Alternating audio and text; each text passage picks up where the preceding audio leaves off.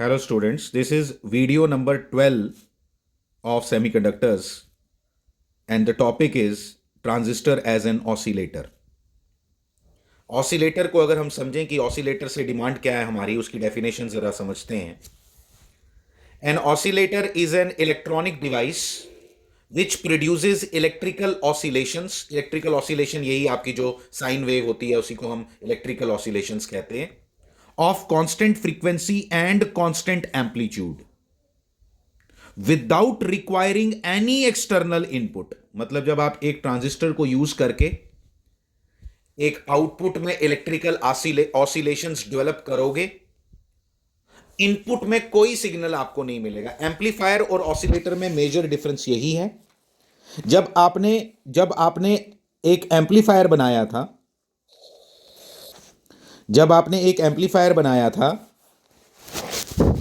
तो उसके अंदर इनपुट आपने ये दिया था और आउटपुट आपको एम्पलीफाइड मिला था. ये एम्पलीफायर था, यानी कि ये आपका इनपुट था, ये आपका आउटपुट था.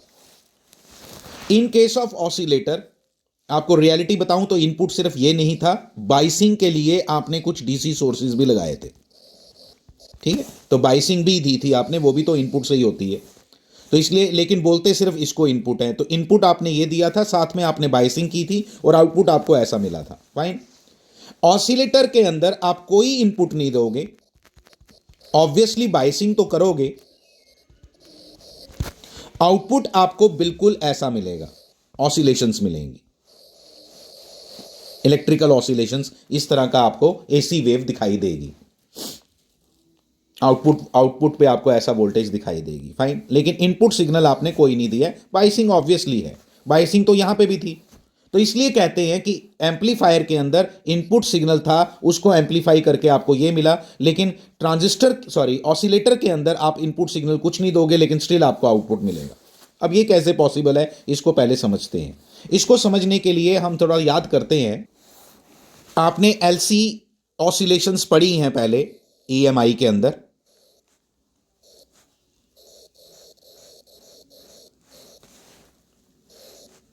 जहां पे आपने एक चार्ज्ड कैपेसिटर लिया था जिसकी एनर्जी जो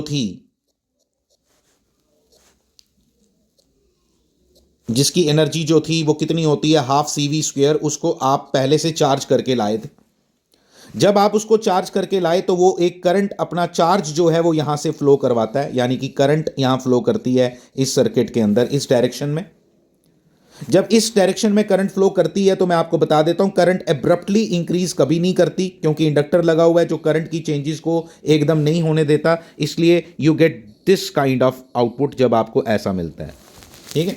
इस स्टेज पे देखो, अल्टीमेटली आउटपुट आपको ऐसा मिलता है जो मैं बताने वाला हूं. वही ऑसिलेशंस, इलेक्ट्रिकल ऑसिलेशंस मिलनी है, जिसको हम 4 टुकड़ों में समझने वाले हैं. ऐसी इस तरह की इलेक्ट्रिकल ऑसिलेशंस मिलती हैं, जिसमें मैंने अभी इतना पोर्शन को बताया आपको कि अपने कैपेसिटर इस स्टेज पे जो मैंने बताया 1/4 ऑफ अ टाइम पीरियड पे आपका कैपेसिटर पूरा का पूरा डिस्चार्ज हो गया और अपनी पूरी एनर्जी वो किसको दे चुका है, इंडक्टर को. अब इंडक्टर ने एनर्जी स्टोर की है. इंडक्टर की प्रॉपर्टी है कि वो एकदम अपनी करंट को जीरो नहीं होने देता, इसीलिए वो करंट को उसी डायरेक्शन में फ्लो करवाता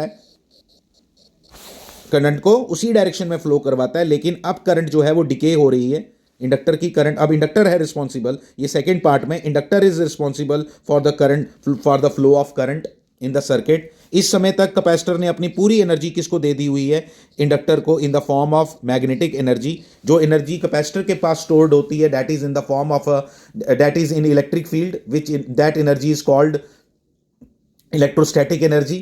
That energy gets converted into the magnetic energy which gets stored in the magnetic field of an inductor.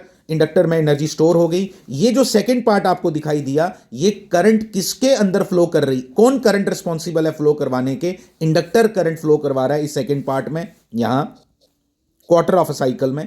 ठीक है, ऊपर वाले में. लेकिन करंट की डायरेक्शन उसी डायरेक्शन में रहती है, ये याद रखना, क्योंकि इंडक्टर कभी भी करंट को करंट को एकदम डाई आउट नहीं होने देता, वो अपनी एनर्जी को एकदम खत्म नहीं होने देता है, इसलिए वो करंट को उसी डायरेक्शन में फ्लो करवाता रहेगा।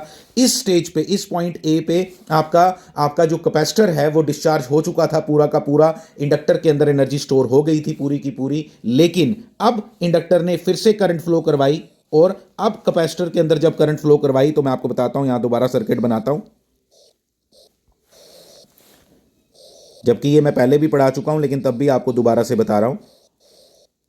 ठीक है, यहां पे अब कैपेसिटर के अंदर जब करंट फ्लो करी तो अब क्या हुआ, इस स्टेज पे हाफ साइकिल के बाद कैपेसिटर ऐसे उल्टा चार्ज हो गया।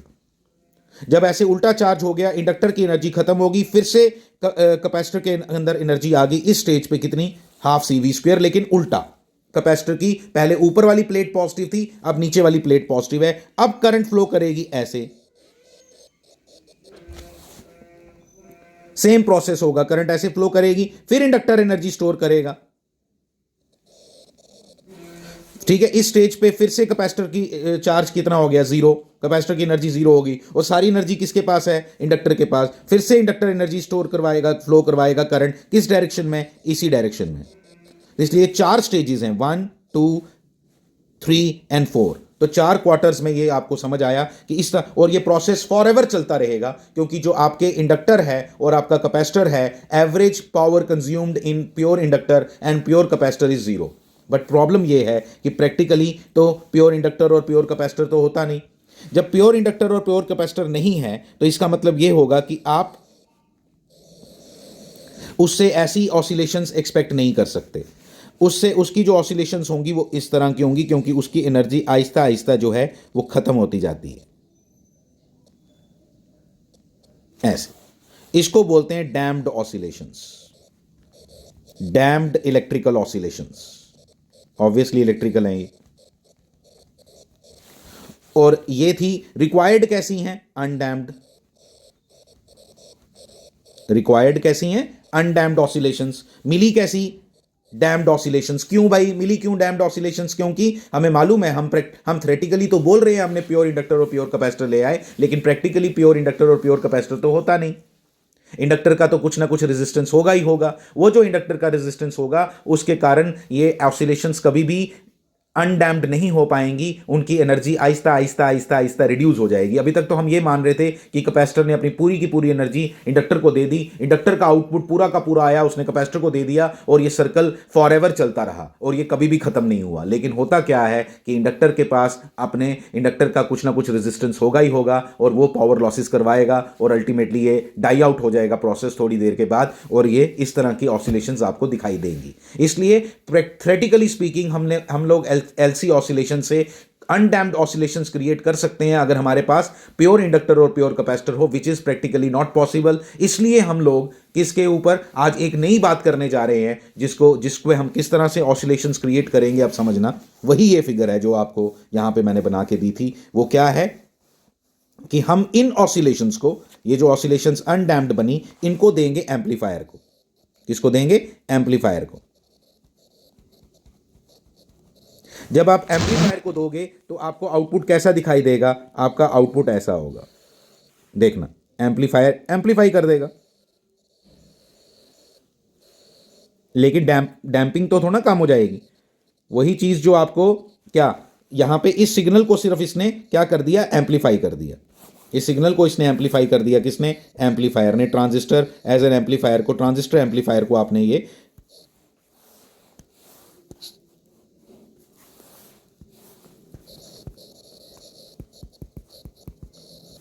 एम्पलीफायर को जब आपने दिया तो ये आपका आउटपुट मिला, लेकिन आपको कोई अभी तक कोई काम नहीं बना। अब हम करते क्या है, हम ये करते हैं कि हम सिग्नल को पहले एम्पलीफाई करवाते हैं।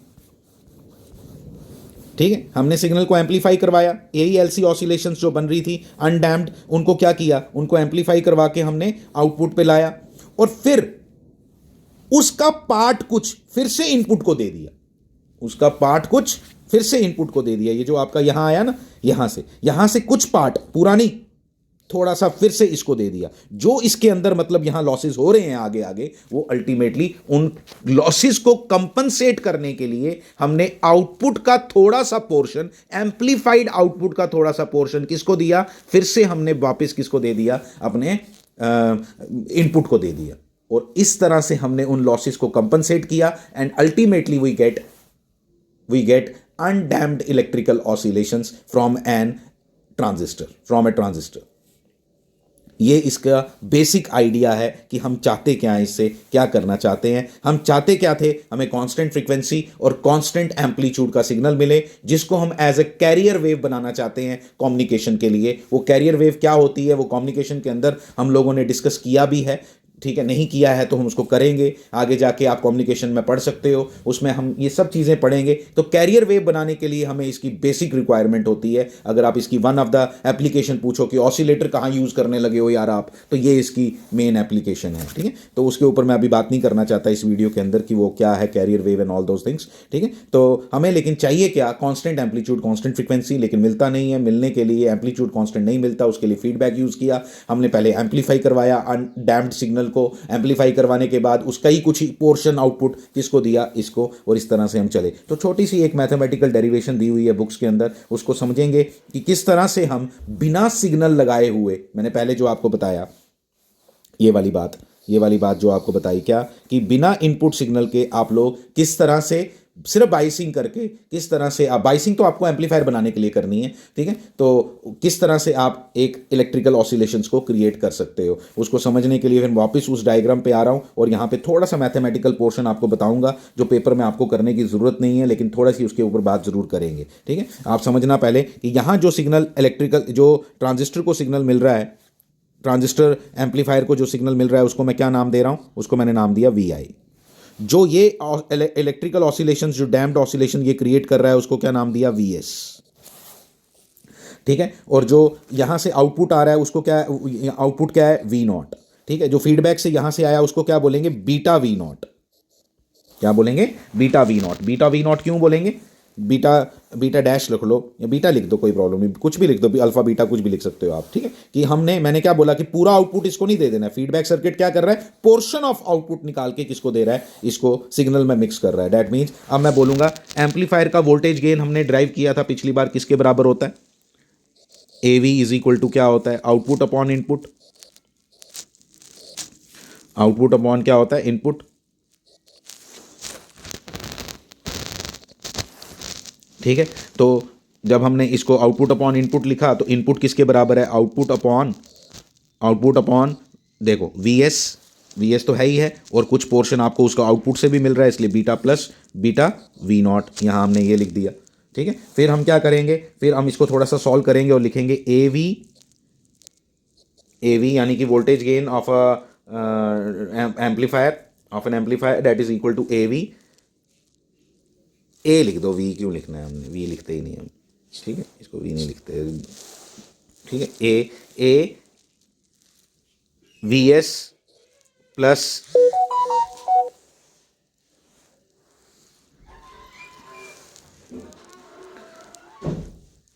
AVS प्लस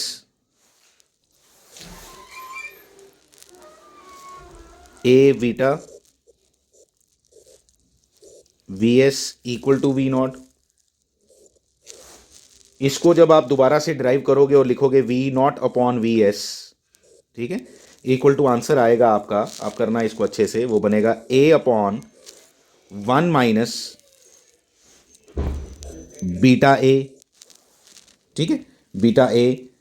तो फिर आप लिखोगे इसमें एक चीज कि अगर बीटा A की वैल्यू को हम किसी तरीके से 1 बना दें, बीटा A को अगर क्या बना दें, 1, तो इसका मतलब क्या होगा, बीटा यहां से मतलब फीडबैक सर्किट का बीटा आप कंट्रोल कर सकते हो अपने फीडबैक सर्किट से। ए है एम्पलीफायर का आउटपुट जिसको आप कंट्रोल कर सकते हो, ए को आराम से। तो बीटा ए की वैल्यू अगर 1 होगी तो डिनोमिनेटर में 0 आएगा, और डिनोमिनेटर में 0 आने का मतलब हो गया कि आपका जो आउटपुट है, ठीक है, जो आउटपुट है वो बिना इनपुट के भी आ जाएगा। दैट मीन्स कि देखो ध्यान से, क्या कि V0 upon VS equal to क्या बन गया, V0 upon VS equal to क्या बन गया, इन्फिनिटी, ठीक है, वो तभी पॉसिबल है जब क्या होगा, Vs क्या होगा, जीरो। इसका मतलब बिना इनपुट के आपको आउटपुट का क्या मिलेगा, सिग्नल मिल जाएगा। तो यहाँ पे हमने ये बताया, बस सिंपल आपने स्टेबल इनको क्या करना है कि condition for sustained oscillations, condition for sustained oscillation यही है कि अगर आपका बीटा ए इक्वल टू 1 आ जाए तो ये सब हो जाएगा। तो मैं आपको सर जस्ट ये समझा रहा था यहाँ पे कि किस तरह से ये सर्किट काम करता है। ठीक है, एग्जामिनेशन के लिए ये इंपॉर्टेंट नहीं है, लेकिन जनरल इन्फॉर्मेशन के लिए मैंने आपको ये बता दिया है। एग्जामिनेशन में सब लिखने की ज़रूरत नहीं है, रियलिटी बता रहा हूँ आपको, तो ये सब लिखने की ज़रूरत नहीं है। ठीक ठीक है, आप समझते हैं इसका जो सर्किट है, ट्रांजिस्टर एज एन एम्पलीफायर का जो मेन सर्किट डायग्राम है वो किस तरह से काम करती है, उसको ज़रा अच्छे से अंडरस्टैंड करते हैं। एक और बात आपने समझनी है यहाँ पे, मैं आपको पहले एक और बात बता देता हूँ, फिर उसके बाद उधर चलता हूँ कि जब आप ये फीडबैक दे रहे हो ना, तो फीडबैक देते टाइम अगर आप देखो ध्यान से, अब एक्सपेक्टेड क्या है आपसे उसको थोड़ा थोड़ा आपने समझना है। ये आपकी डैम्प्ड ऑसिलेशंस थी, एम्पलीफाई करने के बाद इनको आपने बड़ा कर दिया, लेकिन रही डैम्प्ड ही। इसका कुछ पोर्शन आपने इसको दे दिया, और देते टाइम अगर आपने जब इसको ऐड किया, तो अगर ऐड जो आप ये सिग्नल दे रहे हो अगर वो ऐसा हुआ, देखना जो आउटपुट से दे रहे हो, जो आप फीडबैक से दे रहे हो सॉरी, तो वो अगर ऐसा हुआ,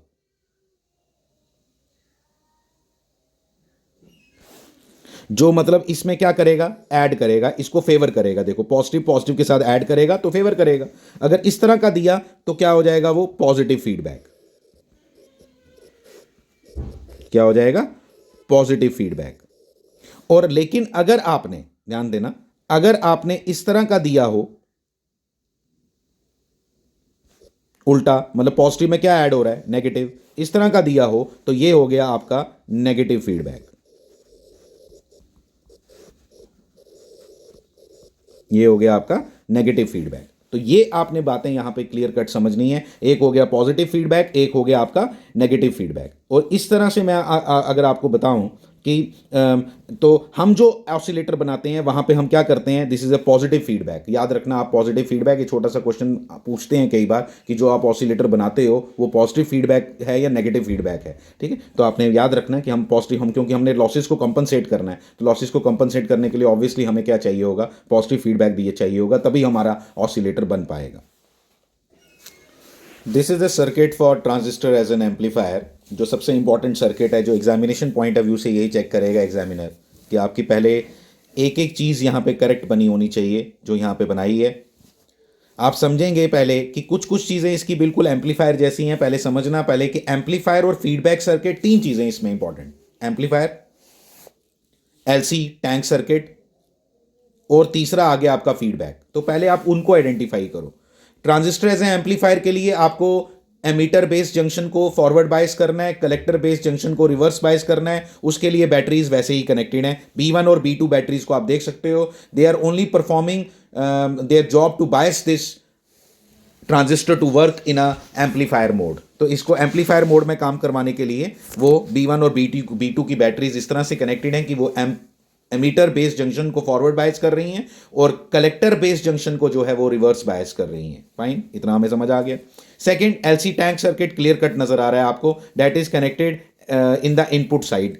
आपका B1 के साथ, B1 बैटरी के साथ वो कनेक्टेड है। ठीक है, B1 बायसिंग बैटरी जो आपकी इनपुट साइड पे है उसके साथ वो कनेक्टेड है। फाइन, इतना समझ आ गया। अभी एस हमने ऑन नहीं किया हुआ है, एस अभी क्लोज्ड ओपन पड़ा हुआ है। ठीक है, अभी समझ रहे हैं इस बात को। फिर आप क्या करोगे, फिर आप समझना है आपने कि फीडबैक सर्किट क्या कहां पे है। फीडबैक सर्किट के इंडक्टिव कपलिंग जो आप देख रहे हो एल और एल डैश के बीच में, और आउटपुट एक तीन इंडक्टर आपको क्लियर कट नजर आ रहे हैं, इन तीनों के बीच में आपस में म्यूचुअल कपलिंग है और ये आपका फीडबैक सर्किट का काम कर रहे हैं। एल और एल डैश के बीच में जो म्यूचुअल कपलिंग है, this is acting as a feedback circuit. समझना है इस बात को, लिख लो इसको अपने पास। एल और एल डैश के बीच में जो म्यूचुअल कपलिंग है वो यहां पे क्या है, वो फीडबैक सर्किट का काम कर रही है। वो हम समझेंगे अभी कैसे। आप म्यूचुअल कपलिंग को थोड़ा सा अंडरस्टैंड करेंगे। म्यूचुअल कपलिंग, ये जो एल और एल डैश और ये जो दो लाइंस आपको दिखाई दे रही हैं यहां पे, इनका क्या मीनिंग है इसको जरा समझते हैं थोड़ा सा अलग से। आप समझना, ये म्यूचुअल कपलिंग जो होती है ना, इसमें आपने एक सॉफ्ट आयरन कोर लिया है बेसिकली, और इस सॉफ्ट आयरन कोर के ऊपर आपने इस तरह की 3 कॉइल्स को वाउंड किया है ऐसे। अब यहां सर्किट में ऐसे नहीं दिखाया जाता ना, सर्किट में अलग से दिखाया जाता है, सर्किट बनाने का अलग तरीका है। ठीक है, तो ये आ गया प्रैक्टिकली इस तरह से हैं ये तीनों कॉइल्स। एल हो गया, एक एल डैश हो गया, और ये आपका आउटपुट के लिए जो आपने ली है वो यहां से आउटपुट ले रहे हो आप। है ये तीनों क्या आपस में म्यूचुअल कपलिंग। म्यूचुअल कपलिंग का मतलब है जो इस इंडक्टर की करंट में चेंजेस आएंगी, इसके कारण यहां जो फ्लक्स बनेगा वो फ्लक्स यहां पे कॉमन है, दो तीनों के लिए जो फ्लक्स यहां पे होगा वो तीनों के लिए कॉमन है, और इस फ्लक्स के अंदर जो वेरिएशंस होंगी वो तीनों के अंदर होंगी, और फ्लक्स की वेरिएशंस के कारण अल्टीमेटली ईएमएफ प्रोड्यूस होता है। वो एक के कारण दूसरे के अंदर जो ईएमएफ प्रोड्यूस होता है उसको हम म्यूचुअल कपलिंग बोलते हैं। इसीलिए हम इनपुट का आउटपुट के साथ रिलेशन बनाने के लिए इनपुट का आउटपुट का कुछ पोर्शन इनपुट को फीडबैक करने के लिए हम लोग ये सर्किट्स को यूज करते हैं। आप समझना कैसे हम इस चीज़ को ऑपरेट करने वाले हैं, इसको अच्छे से अंडरस्टैंड करेंगे। ठीक है, तो इसको ये डायग्राम अपने पास रफ में आप ड्रॉ कर सकते हो अंडरस्टैंडिंग के लिए। इस सर्किट को अंडरस्टैंड करते हैं अभी हम। अब देखो क्या होगा, as soon as I close this switch S, इस स्विच एस को जैसे ही मैं क्लोज करूंगा,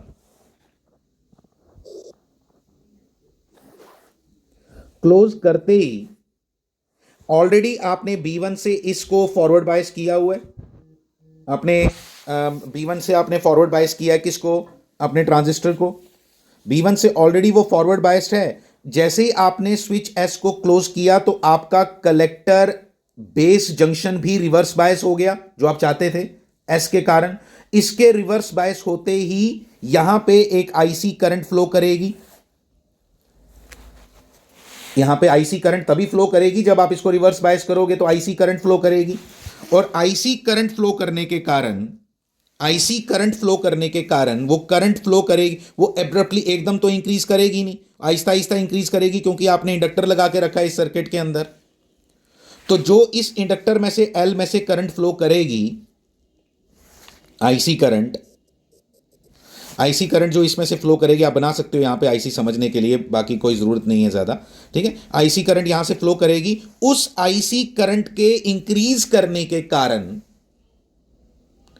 इस कोर के अंदर जो फ्लक्स होगा वो भी इंक्रीज करेगा, और उसके इंक्रीज करने के कारण वो फ्लक्स लिंक करेगा इस एल के साथ, और इस एल के साथ जब वो लिंक करेगा, आप प्लीज बात समझना, यहां पे जो ईएमएफ इंड्यूस होगा इस इंडक्टर के अंदर, वो लिंक करेगा किसके, वो डायरेक्ट पैरेलल में किसके साथ है, कैपेसिटर के साथ। तो ये कैपेसिटर चार्ज हो जाएगा इस तरह से। हमने इन इंडक्टर्स को इस तरह से कनेक्ट करके रखा है कि while the current in L dash increases from 0 to some value, that increase in the current will cause the increase in the flux। change in flux के कारण क्या होता है, EMF इंड्यूस होता है, और वो L के अंदर EMF इंड्यूस होगा, और L के अंदर EMF इंड्यूस होने के कारण as it is connected in parallel with the capacitor, उसके ऊपर भी उतना ही EMF डेवलप हो जाएगा। और अब देखो आप ध्यान से, ये बैटरी और जो इसका EMF डेवलप हुआ, इसके क्रॉस जो वोल्टेज डेवलप हुई किसके, LC1 के सॉरी, तो ये एक दूसरे को फेवर कर रहे हैं। दैट मींस कि जितना पहले फॉरवर्ड बायस था उससे फॉरवर्ड बायस बढ़ गया, जितना पहले फॉरवर्ड बायस था उससे फॉरवर्ड बायस बढ़ गया।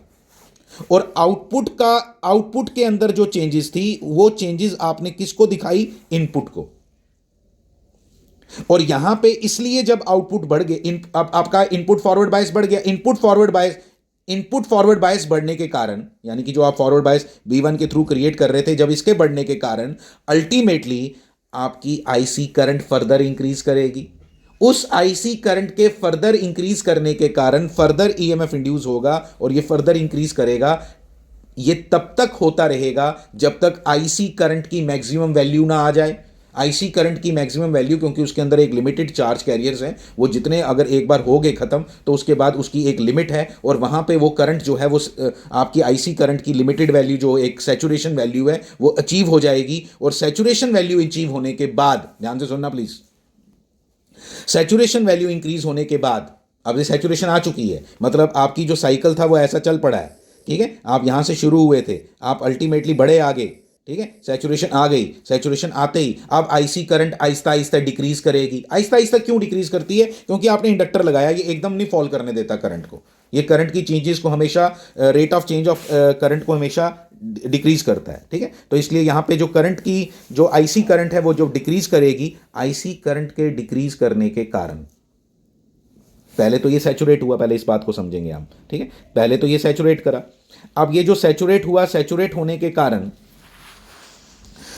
सैचुरेट होने के कारण अब क्या हुआ, अब आहिस्ता आहिस्ता, अब आहिस्ता आहिस्ता करंट डिके करेगी, करंट जो डिके करेगी इसके कारण अब क्या होगा, अब इस इंडक्टर के अंदर जो ईएमएफ डेवलप होगा वो उल्टा ईएमएफ डेवलप होगा। जो उल्टा ईएमएफ डेवलप होगा तो इस कैपेसिटर के ऊपर चार्ज भी क्या आएगा, उल्टा आएगा। जब चार्ज उल्टा आएगा तो ये एक दूसरे को क्या कर रहे हैं, अगेंस्ट हैं। तो बैटरी B1 में से ये वाला चार्ज माइनस होके इसको फॉरवर्ड बायस करेगा, दैट मीन्स कि आपका फॉरवर्ड बायस रिड्यूस होना शुरू हो जाएगा। तो जब आपका फॉरवर्ड बायस रिड्यूस होना शुरू हो जाएगा तो अल्टीमेटली एक टाइम आएगा जब आपकी आईसी करंट क्या हो जाएगी, जीरो हो जाएगी, और ये साइकिल परमानेंटली चलता रहेगा और ये इस तरह का आउटपुट आपको मिलता जाएगा, जो इलेक्ट्रिकल ऑसिलेशंस यहाँ पे आपको मिलेंगी। और वो जो इलेक्ट्रिकल ऑसिलेशंस आपको मिलेंगी उसका फॉर्मूला फ्रीक्वेंसी का होता है 1/2π√LC, और ये C को कंट्रोल, तभी C यहाँ पे वेरिएबल बनाया है ये दिखाने के लिए कि आप जिस मर्जी चाहो उस फ्रीक्वेंसी की आप यहाँ पे इलेक्ट्रिकल ऑसिलेशंस क्रिएट कर सकते हो इस C को वेरी करके।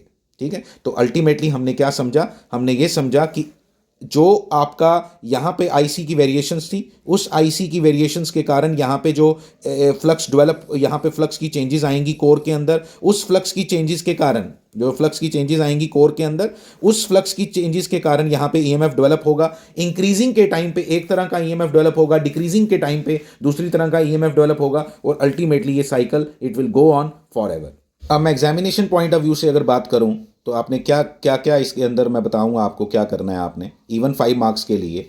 एक तो ये डायग्राम, ऑसिलेटर की डेफिनेशन बड़े अच्छे से जो मैंने पहले से लिख के रखी थी, ये कहानी आपने अपने अंडरस्टैंडिंग के लिए, म्यूचुअल कपलिंग बीच में बताया, वो सब अपनी अंडरस्टैंडिंग के लिए सब आप इसको थोड़ा थोड़ा एक्सप्लेन करोगे वहाँ पे। ठीक है, और ये जो सर्किट है इसकी एक्सप्लेनेशन मैंने नोट्स के अंदर दी हुई है, उतना ही आपने पढ़ना है जो मैंने नोट्स में दिया हुआ है। ठीक है, और ये सर्किट डायग्राम जिसकी बहुत ज़्यादा वेटेज होगी, और ये जो थोड़ी सी एक्सप्लेनेशन मैंने आपको दी इसको आपने लिखना है। ठीक है, तो इसको बहुत अच्छे से अपने पास लिख के रखो, नोट्स में लिखा हुआ है ये सारा, इसके जितनी भी एक्सप्लेनेशन है, मैं तभी मैंने यहाँ नहीं लिख के दिया आपको। ठीक है, फिर मैंने आपको ये समझाया है, जो मैंने आपको समझाया नोट्स के अंदर एज इट इज़ दिया हुआ है, तो इसी चीज़ को बहुत अच्छे से पढ़ो, कंपेयर करो, डिफ़िकल्टीज आएंगी तो हम डिस्कस करेंगे। तो इसको अच्छे से आपने इस सर्किट को पहले समझ के रखना है कि ये किस तरह से ऑपरेट करता है। सर्किट डायग्राम की बहुत वैल्यू है एग्जामिनेशन पॉइंट ऑफ व्यू से, किस तरह से फीडबैक आपने क्रिएट किया, एलसी टैंक सर्किट का यहाँ क्या यूज़ है, यहाँ पे एम्पलीफायर आपने क्यों यूज़ किया, क्योंकि आप आउटपुट का कुछ पार्ट किसको देना चाहते थे, इनपुट को, आउटपुट का कुछ पार्ट इनपुट को देना है, एम्पलीफाई करके ही दे पाओगे ना कि वो ज़्यादा हो गया उसका उसी का पोर्शन थोड़ा सा निकाला और किसको दे दिया, इनपुट को दे दिया, कि जो हमने लॉसेज हो रहे थे हमारे उसको कंपनसेट करने के लिए हमने ये सब काम किया। और ये कंपनसेट करने में फीडबैक में रोल किसने प्ले किया, रोल प्ले किया इस म्यूचुअल कपलिंग जो L और L' के बीच में है। और बस जो यहाँ पे अल्टीमेटली आपको ऑसिलेशंस, यहाँ पे करंट की जो वेरिएशंस दिखाई देंगी वो आप आउटपुट पे ले लोगे, दैट्स इट, इसमें और कुछ नहीं है इसमें बताने वाला। ठीक है, थैंक यू वेरी मच।